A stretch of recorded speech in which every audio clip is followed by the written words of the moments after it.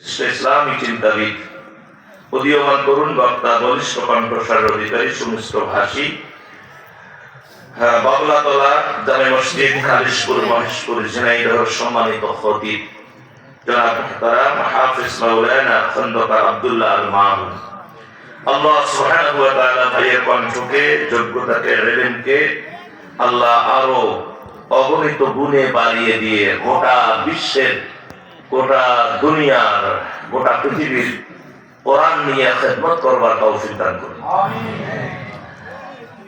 ঝিনাইদহ থেকে শুরু করে গোটা বাংলাদেশ, গোটা বিশ্বে যত কোরআনের আলোচক আছেন, আল্লাহ যাদেরকে কথা বলার যোগ্যতা দিয়েছেন, আল্লাহ সঠিক পথে হক হালাল হারাম বুঝি দু ডানা মেলে গোটা পৃথিবী ভ্রমণ করবার তৌফিক দান করুন। সকলে বলে আল্লাহ।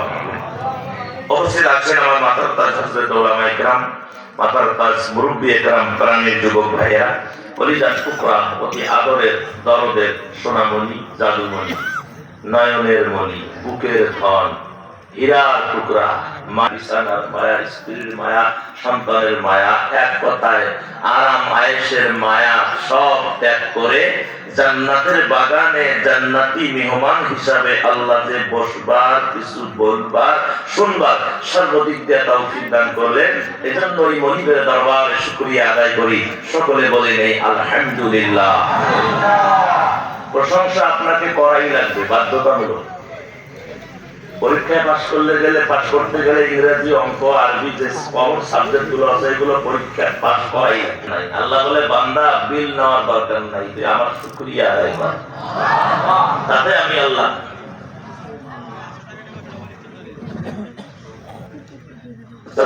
সময় যে লোক আছে এখানে ওয়াজের লোক হয়ে গেছে, যাদেরকে আপনি, যারা আসবে তারা আসবে, যারা আসবে না আসবে। তবে একটা কথা বলে দিয়ে ওয়াজটা শুরু করি। এরপর থেকে যে দোকান দেয় মানুষ এইভাবে কি যে কায়দা করি, কায়দা দেখলে বুঝাইছি এটা কি আসলে মাহফিল না এখানে আপনার মনের জেনা হচ্ছে, হাতের জেনা হচ্ছে, আমার ভাইয়ের হৃদয়ের জেনা হচ্ছে, ব্রেনের জেনা হচ্ছে। এগুলো তো আসলে এটা ঠিক না, কথা ঠিক কিনা?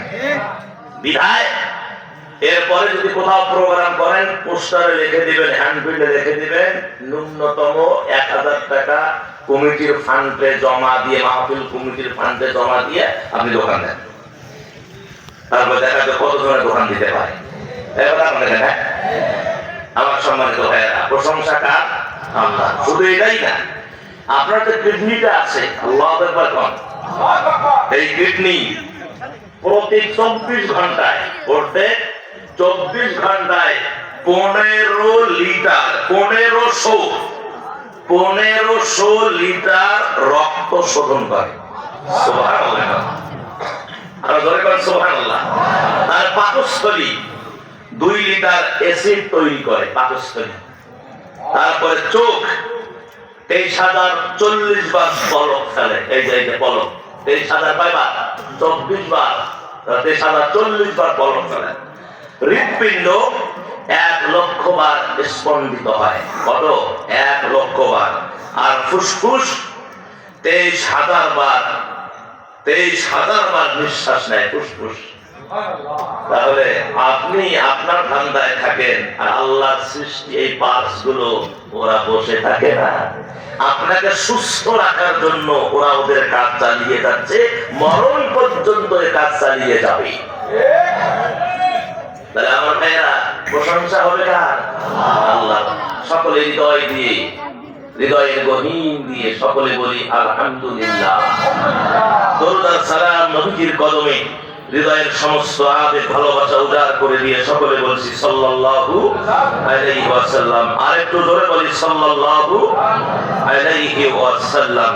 সম্মানিত হাজিরান, মন, হৃদয় এবং মোহাব্বত সব এক জায়গায় করে আলোচনাগুলো শুনতে হবে। রাজি আছেন? রাজি আছেন। শুরুতেই আপনাদের খেদমতে আমি একটা তথ্য দিয়ে আমার আলোচনাটা শুরু করতে চাই। সেটি হলো, সাল্লাল্লাহু আলাইহি ওয়াসাল্লাম আল্লাহ সুবহানাহু ওয়া তাআলাকে প্রশ্ন করলেন। কারণ মুসা তো আর জিবরাইল লাগে না, ডাইরেক্ট মুসা কালিমুল্লাহ, ডাইরেক্ট কথা বলেন। যখন প্রয়োজন হয় আল্লাহর সঙ্গে মুসা কথা বলে নেন। তা আল্লাহ মুসার একটা হৃদয়ে একটা প্রশ্ন থাকলো, আল্লাহকে করলেন যে আল্লাহ, যে হে আল্লাহ, যদি 4টি জিনিস হতো আর 4টি জিনিস না হতো, 4টি জিনিস যদি হতো আর 4টি জিনিস যদি না হতো, এটা কেমন ধরনের প্রশ্ন না? 4টি জিনিস যদি হতো আর 4টি জিনিস যদি না হতো। 1 নম্বর হলো জীবন যদি হতো, মৃত্যু যদি না হতো। জীবন আল্লাহ দিছে, দুনিয়া আসছি কিসের মহামত, আর তো না বলি, এটা হলে আমার ভাইয়েরা পৃথিবীতে অজবরল বিশৃঙ্খলা হয়ে যেত। কথা বলে ঠিক কিনা? আরে ভাই, মৃত্যু দিবে আল্লাহ কোরআনে কতবার বলছেন, ভাইজান অনেকগুলো আয়াত তেলাওয়াত করেছেন এই কবর সম্পর্কে, মৃত্যু সম্পর্কে। আল্লাহ কত আয়াত, কুল্লু নাফসিন যায়িকাতুল মাউত, কুল ইন্নাল মাউতাল্লাযী তাফিররুনা মিনহু ফাইন্নাহু মুলাকীকুম আইনামা তাকুনু ইউদরিকুমুল মাউতু ওয়ালাউ কুনতুম ফি বুরুজিন মুশাইয়াদা। অনেক আয়াত মৃত্যু সম্পর্কে আল্লাহ পাক কোরআনে ডাক দেওয়ার পরেও, এগুলো জানার পরেও মানুষ আজকে প্রতিযোগিতায় মেতে উঠেছে, কে কার চাইতে বেশি বড়লোক হওয়া যায়, সম্পদশালী হয়ে যায়, টাকাওয়ালা হয়ে যায়, তারপরে সম্মান ওয়ালা হওয়া যায়, মানে ক্ষমতা কিভাবে লাভ করা যায়, ভোটে হোক বিনা ভোটে হোক কেমনে করা যায়, ক্ষমতা বিস্তার করা যায়, এই নিয়ে মানুষ ব্যতিব্যস্ত হয়ে পড়েছে। কথা বলে ঠিক কিনা? আর ধরে বল ঠিক কিনা? আমার সম্মানিত ভাইয়া, আল্লাহ সুবহানাহু ওয়া তাআলা বন্ধু হযরতে মুসা কালিমুল্লাহ আলাইহিস সালাম বললেন যে আল্লাহ, যদি জীবন হতো, মৃত্যু না হতো। আল্লাহ রাব্বুল আলামিন জবাব দিলেন, মন প্রাণ ভালো আছে তো? মেমোরি ঠিক আছে তো? হয়তো মনে করছেন যে হুজুর আছে, গালি আছে না, কোনো গালি আছে, তাফসীর শুনবেন। কোন কে পালাইছে, কে ভাগছে, কি হয়েছে, কি বলে কোনো টেনশন নাই। এগুলো গান শুনতে শুনতে মানুষ বিরক্ত হয়েছে। এখন প্রথম একটু ভালো লাগছিল, এখন আর ভালো লাগে না। একটা গান যদি একজনে বারবার বলে, মেজাজ এমন গরম হয়, কানটা খাইতে দিয়ে করে। এই জন্য ও গান আর নাই, এখন কথা হবে কোরআনে কথা দিচ্ছে।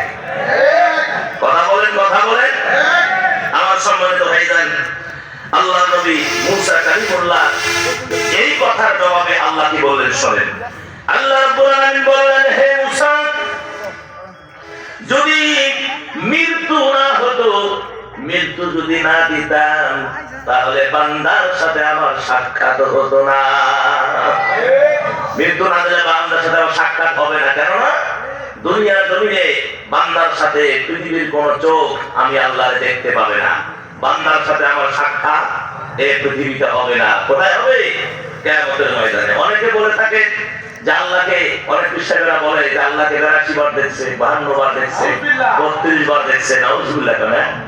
আমি একবার মোহাম্মদপুরে গেলাম, দেখি একজন পীর, ওরা বলে দরবেশ না কি বলে, তা এখন এই দাড়ি হলো হাঁটু পর্যন্ত আর মোচ হলো নাভি পর্যন্ত। আমি চিন্তা করলাম, আল্লাহ সাইদি এক সময় বলেছিল যে এক দরবেশে দেখলাম যে সেখানে 10টা লাইট ফিট করলেও ওর মুখ খুঁজে পাওয়া যাবে না। আমি বাস্তবতা দেখেছি, ওনার কথা উনি বলেছেন, উনি ওনার আলোকে উনি দেখা কথা বলছেন। আমি আমার বাস্তবতায় ঢাকার মোহাম্মদপুরে দেখেছি যে এত মোচ, ভারী মোচ নাভি পর্যন্ত দাড়ি হলো হাঁটু পর্যন্ত। আমি চিন্তা করলাম উনি তো কম বলছে, 36টা টর্চ লাইট ফিট করে মুখ তালাশ করে খুঁজে পাওয়া যাবে না। ও বলে আল্লাহকে দেখছে 82 বার, কোনো কাপড় নাই, অস্ত্র বিশাল কাপড় নেই পরনে। বাস্তব কথা বলছি ভাই। ওরা বলতেছে হুজুর এর ভিতরে মাল আছে, তার কারণ আমাদের এই দরবেশ, আমাদের এই পীর যা বলে তাই হয়। তাই পানি নিয়ে আর চুটা নিয়ে তেল নিয়ে দাঁড়িয়ে আছি, ফুক দিব আর এটা কাজ করবে আমাদের। উনি আমাদের আল্লাহকে দেখেছেন 32 বার, 82 বার, 80 বার। মাল আমি কই ভাই, মানুষের মাল তো থাকে কাপড়ের ভিতরে, কথা বলে না, ইয়ার অস্ত্রপাতি মাল দাম যা সব তো বাইরে দেখতেছি। আমার তো হুজুর কথা কই না। আমি চিন্তা করলাম যে ওদের জোর বেশি, সংখ্যা করেছে আমি একজন 1% মাত্র, ডেলিভারি করলে উত্তম মাধ্যম শুরু হবে। আমি কেটে করলাম, এরা নাকি আল্লাহকে দেখেছে বলে 82 বার। নাউজুবিল্লাহ। আমি এই ঝিনাইদহের মহেশপুর খালিশপুর থেকে চ্যালেঞ্জ করলাম, কেউ যদি আল্লাহকে দেখা যায় এরকম দলিল একটা দিতে পারেন, আমি আনসারী জীবনে আর মাসুদের সামনে আসবো না। কিন্তু আল্লাহকে দেখা যায় না, এর দলিল কোরআনেও আছে, হাদিসেও আছে। যদি বলেন তো হুজুর বলেন দলিল দেন, এই তো ওলামায়ে কেরাম আমার মাথার তাজ, হাফেজে কোরআনগণ এখানে আছেন, আমার কোনো টেনশন নাই দলিল দিতে। আল্লাহ রাব্বুল আলামিন বললেন, লা ভাই বুকে হাত দিয়ে দাঁড়ায় আছে, এটা কেমন দেখা যায় করেন বলেন, ভাই কখন হাত বলেন, আল্লাহ দোহাই লাগে বসেন ভাই, বসেন। আল্লাহ রাব্বুল আলামিন বলেন, লা তুদরিকুহুল আবসার ওয়া হুয়া ইউদরিকুল আবসার ওয়া হুয়াল লাতীফুল খাবীর। পৃথিবীর কোন চোখ আল্লাহরে দেখতে পাবে না, লা কখনো না দেখতে পাবে না। ওয়া হুয়া ইউদরিকুল আবসার, আল্লাহ দেখেন কি দেখেন? জোরে বলেন, দেখেন কি দেখেন? পৃথিবীতে যা ঘটে গেছে পৃথিবীর কেউ না দেখলেও আমার আল্লাহ দেখে। আয়না ঘরে আজকে দেখলাম স্ক্রিনশট দিয়ে নিয়েছে মোবাইলে, দেখলাম যে ওরা আয়না ঘরের ভিতরে আপনার স্টিলের চেয়ার দিয়ে ওখানে কারেন্টের শর্ট দিয়ে এখানে এক বাদে পা বাদে কারেন্টের সুইচ লাগায় আর শত শত আয়না ঘর বাইরে হচ্ছে এখন।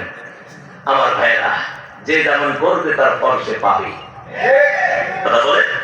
আমার ভাইরা, আল্লাহ রাব্বুল আলামিন তিনি বললেন, বান্দারে পৃথিবীর কোন চোখ আমি আল্লাহ দেখতে পাবে না, কিন্তু আল্লাহ দেখেন কি দেখেন না? আমার আল্লাহ শুধু দেখেন, শোনেন না। ওয়া হুয়াস সামিউল বাসীর, আল্লাহ যেমন দেখে আমার আল্লাহ তেমন শোনেন। সুবহানাল্লাহ। আল্লাহর রাহমাত থেকে বাঁচার কারো উপায় নাই, আল্লাহর দৃষ্টি থেকে বাঁচার কারো উপায় নাই, আল্লাহর জানা থেকে বাঁচার কারো উপায় নাই। যা করবা হিসাব নিকাশ করে করবা, যেটা তুমি মানুষের সামনে করতে লজ্জা পাও, মায়ের সামনে করতে লজ্জা পাও, বাবার সামনে করতে লজ্জা পাও, বন্ধুর সামনে করতে লজ্জা পাও, প্রতিবেশীর সামনে করতে লজ্জা পাও, এই বদমাশ তোমার এই কর্ম কি আল্লাহ দেখে না? হ্যাঁ, আল্লাহ বোধহয় লজ্জা পায় না। তুমি কি মনে করো? বিধায় যা করবা হিসাব নিকাশ করে করতে হবে, যা করবা হিসাব নিকাশ। আল্লাহ রাব্বুল আলামিন বলে, বান্দারে ও মুসা শোনো, মৃত্যু যদি আমি আল্লাহ না দিতাম আমার বান্দার সঙ্গে আমার দেখা হতো না। মৃত্যুর পরে আমার বান্দার সঙ্গে আমি আল্লাহ সাক্ষাৎ হবে হাসরের ময়দানে। সুবহানাল্লাহ। কেমনে সাক্ষাৎ হবে? এক মিনিটে বলে ফেলি, কারণ সমস্যা হবে। কেমনে সাক্ষাৎ হবে? আল্লাহ এমনিতেই সাক্ষাৎ দিবেন না, হাসরবাসীদেরকে আল্লাহ একটা অনুষ্ঠান করবেন, এরকম স্টেজ সাজাবেন, খুঁটি হবে স্বর্ণের, বিছানা হবে স্বর্ণের, তাফসীরে এসেছে বিছানা হবে স্বর্ণের, চেয়ার গুলো হবে স্বর্ণের, এই যে ডিজাইন গুলা হবে হীরা মণি মুক্তার।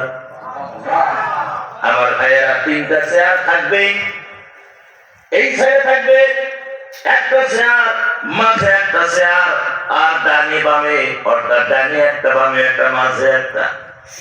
বাম পাশের যে চেয়ার, এই চেয়ারে বসবেন নবিয়ানা হযরতে দাউদ আলাইহিস সালাম। ডান পাশের চেয়ারে থাকবেন আমাদের মাথার মুকুট কামলিওয়ালা হাবিবুল্লাহ রাহমাতুল লিল আলামিন মুহাম্মদুর রাসূলুল্লাহ সাল্লাল্লাহু আলাইহি ওয়াসাল্লাম, স্বয়ং রব্বুল আলামিন। আমার ভাইরা, এখন প্রশ্ন রাখছে বলে যে নবী দাউদ কেন? উনি তো কোরআনের হাফেজ ছিল না, উনি কেন? এই আল্লাহ তিনজন বক্তা, কয়জন বক্তা? দ্বিতীয় প্রধান বক্তা। তাহলে তৃতীয় বক্তা কে? আর দ্বিতীয় বক্তা আর প্রধান বক্তা আল্লাহু আকবার। কি দৃশ্য হবে একটু কল্পনা করেন তো। মনে করুন এই যে আপনার শ্রোতারা হাসরের ময়দানে বসে আছেন, মাঝে আল্লাহ, বাম পাশে প্রিয় নবী, আর ডান পাশে বাম পাশে দাউদ নবী। আল্লাহু আকবার। দৃশ্যটা কেমন হবে? আমার ভাইয়েরা, দাউদ নবীকে রাখার কারণ হলো মানুষ যেহেতু কণ্ঠের পাগল, সুরের পাগল, আল্লাহ রাব্বুল আলামিন পৃথিবীতে যত নবী এবং রাসূল প্রেরণ করেছেন, সমস্ত নবী এবং রাসূলের কণ্ঠ যদি এক পাল্লায় দেওয়া হয়, আইয়ুব নবীর কণ্ঠ যদি আর এক পাল্লায় দেওয়া হয়, আইয়ুব নবীর কণ্ঠের পাল্লা ভারী হয়ে যাবে। তবে আমার নবী হলো স্পেশাল। তামাম পৃথিবীতে যত মানুষ কিয়ামত পর্যন্ত আসবে, সমস্ত মানুষের কণ্ঠ যদি এক পাল্লায় দেওয়া হয়, আইয়ুব নবী আইয়ুব আলাইহিস সালামের কণ্ঠ যদি আর এক পাল্লায় দেওয়া হয়, আইয়ুব আলাইহিস সালাম আইয়ুব নবীর কণ্ঠের পাল্লাটা ভারী হয়ে যাবে। তবে আমার নবী স্পেশাল। সুবহানাল্লাহ। পৃথিবীতে যত নবী আসছেন, সমস্ত নবীর চাইতে আল্লাহ ইউসুফ নবীকে সৌন্দর্য বেশি দিয়েছেন, ঠিক কিনা? তবে আমার নবী হলেন স্পেশাল। সুবহানাল্লাহ। আমার নবীকে কোনো দিকে আপনি ছোট করতে পারবেন না, তাহলে ঈমান থাকবে না। সমস্ত নবীর মর্যাদা যদি এক পাল্লায় দেওয়া হয়, আমার আপনার নবীর মর্যাদা যদি আর এক পাল্লায় দেওয়া হয়, আমার আপনার নবীর মর্যাদার পাল্লাটা ভারী হয়ে যাবে। সুবহানাল্লাহ। হ্যাঁ, সম্মানিত মুসলমান ভাইয়েরা, আল্লাহ রাব্বুল আলামিন সেই চিন্তা করে আইয়ুব আলাইহিস সালাম হযরতে দাউদ আলাইহিস সালামকে রব্বুল আলামিন কি করলেন? দাউদ নবীকে আল্লাহ তৃতীয় বক্তা বানালেন। কেননা মানুষ কণ্ঠের পাগল, জোরে কোন সুবহানাল্লাহ। কিন্তু যখন আল্লাহ ঘোষণা দেবেন, দাউদ তুমি শুরু করে দাও, তেলাওয়াত শুরু করো, কোরআন থেকে আলোচনা, কোরআন তেলাওয়াত করো। দাউদ তো কোরআনের হাফেজ ছিলেন না। আল্লাহ ঘোষণা দেওয়ার সাথে দাউদ নবী কোরআনের হাফেজ হয়ে যাবে। সুবহানাল্লাহ। তারপরে নবীজি শুরু করবেন, তারপরে আল্লাহ শুরু করবেন সূরা রহমান থেকে। আল্লাহু আকবার। তেলাওয়াত শুরু হয়ে যাবে, হাসরবাসীরা পাগলের মতো হয়ে যাবে, বলবে যে আমরা যদি কোরআন শুনতে চাই, কোরআন শুনতে চাই, আমাদেরকে কোরআন শোনান।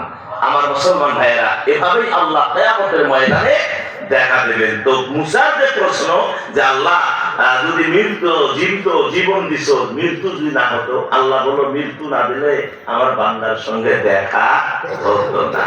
2 নম্বরে আছেন যদি জান্নাত হতো, জাহান্নাম না হতো। মুসা আল্লাহ যদি জান্নাত শুধু থাকতো, জাহান্নাম যদি না হতো, আল্লাহ জবাব দিলেন যে মুসা শোনো, যদি জাহান্নাম না হতো তাহলে আমার আযাব কেউ ভয় পেত না। কথা বাস্তব না? আমার আযাব করে কেউ ভয় পেত না। তার কারণ আল্লাহর যে আযাব আছে, আল্লাহ যে জাহান্নাম বানাইছেন, আল্লাহর যে শাস্তি আছে, আল্লাহর যে একটা বিচার আছে, এটাকে কিন্তু কেউ ভয় করতো না, যা তা করে বেড়াতো। কথা বলেন? এজন্য বলেছেন যে আমার আযাব কেউ ভয় পেত না। যার কারণে আমি জান্নাত বানাইছি, জাহান্নামও বানাইছি। আরামের জায়গাও আছে, কষ্টের জায়গাও আছে। যারা ভালো কাজ করবে তারা জানাবে বিচার, অন্যায়, দেশের টাকা চুরি করে দিতেছে, কথা বলেন ঠিক কিনা? এদের তো আসলে লজ্জা নাই রে বাবা। এই লজ্জা আছে, এদের লজ্জা নেই, এদেরকে জুতে পিঠা করা থাকে। এদেরকে যারা আমার দেশের টাকা বিদেশে পাচার করেছে, যেই হোক না কেন, আমার দেশের টাকা তারা বিদেশে পাচার করেছে, এদেরকে জুতা পিঠা করা দরকার। কথা বলেন ঠিক কিনা?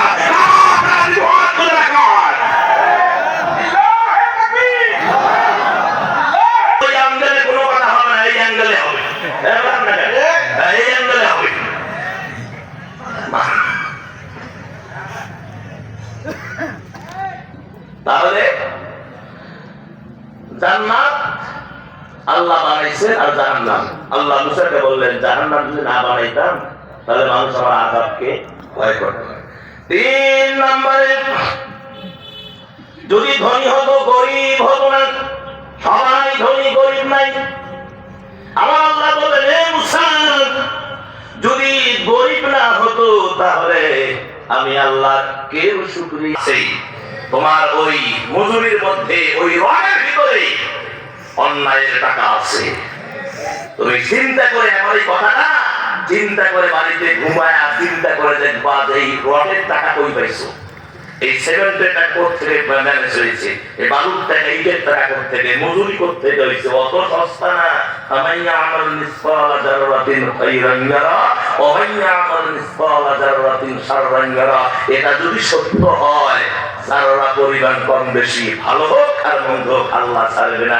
আর রাসূল সাল্লাল্লাহু আলাইহি ওয়াসাল্লাম নিজেই বলেছেন কিয়ামতের ময়দানে একটা টাকা কোথা থেকে উপার্জন করেছেন আর কোন খাতে ব্যয় করেছেন, যতক্ষণ পর্যন্ত হিসাব দিতে পারবেন না, কিয়ামতের ময়দানে এক কদম সামনে অগ্রসর হতে পারবেন না।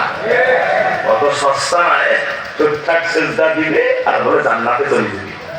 কি শখ, টুকটাক সেজদা জান্নাতে চলে যাবে। সেজদা তো হয় না, সেজদা তো সেজদা না তার কপাল, কিভাবে আগে কোনটা দিতে হয় তাও তো পারে না। তাহলে পাঁচা আসন হয়ে উঠে থাকে, কিভাবে সেজদাতে তাও তো পারে না।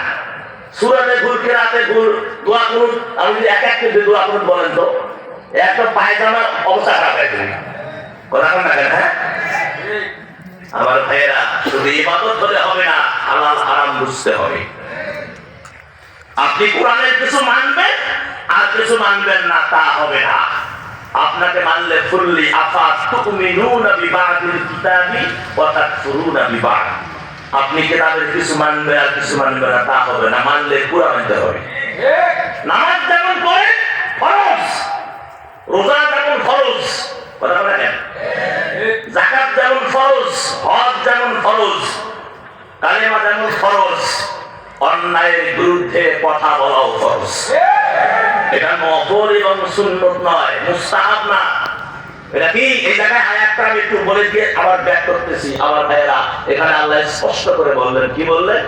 রব্বুল আলামিন বললেন সূরা